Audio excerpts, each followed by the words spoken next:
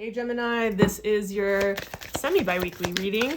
Biweekly, let's just say biweekly. It's an approximate 2 weeks, that just flew out.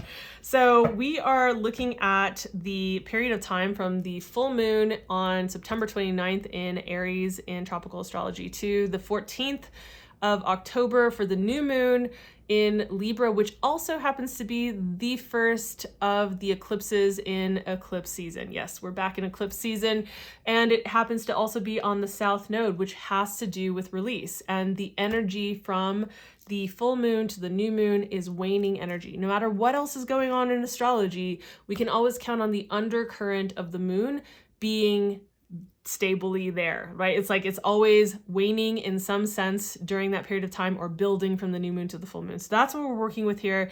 If this is your first time joining me for these readings, these are short little bites where we take a look at what kind of things you should be focusing on to best take advantage of the energies that are happening during this 2 week period of time to utilize to benefit the most areas of your life, right? What's the linchpin that would be the most helpful? So we have the fourth house showing up for you, and I would like to pick from which deck for your spiritual advice. Interestingly enough, we're going to pick from this one. So here we go, Gemini. Get some extra advice for how to navigate this 2 week period of time.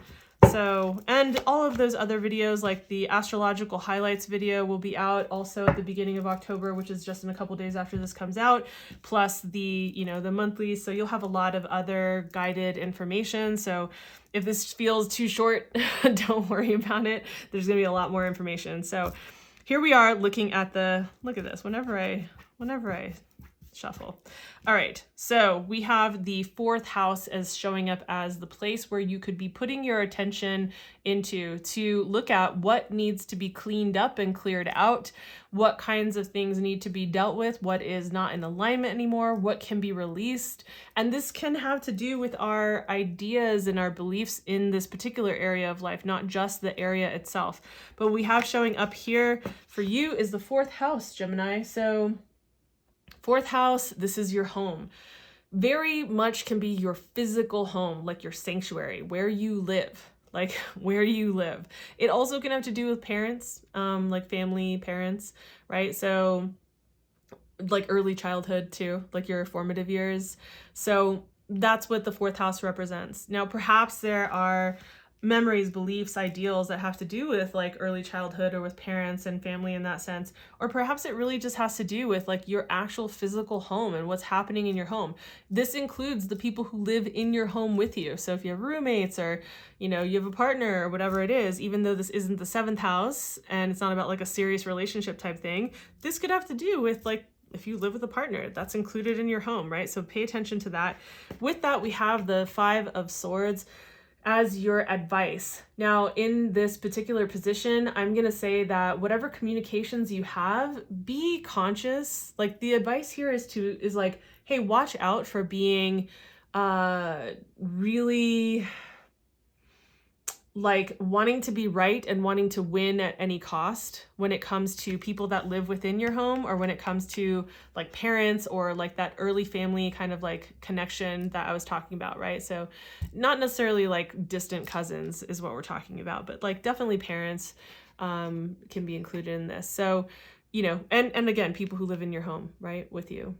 So I would say be conscientious, be careful about how you communicate about any things that need to be cleared up. Remember, this is the releasing, this is the waning phase, and we're leading into that eclipse on the south node. So if there are places of contention and just like that feel confronting that need to be addressed, and you're going to address them in conversation, just be aware as much as possible that you don't need to go into it with the idea that you're going to go to war and go toe to toe and win at any cost. Because I guarantee you, your advice is saying when you come out on the other side of that, if you're the victor, you're going to feel like I won, but I lost a lot in the process. Like at what cost? It will do damage on a level that could be irreparable, but at the very least will be definitely damaging. So it will feel like a loss, even if it's a win.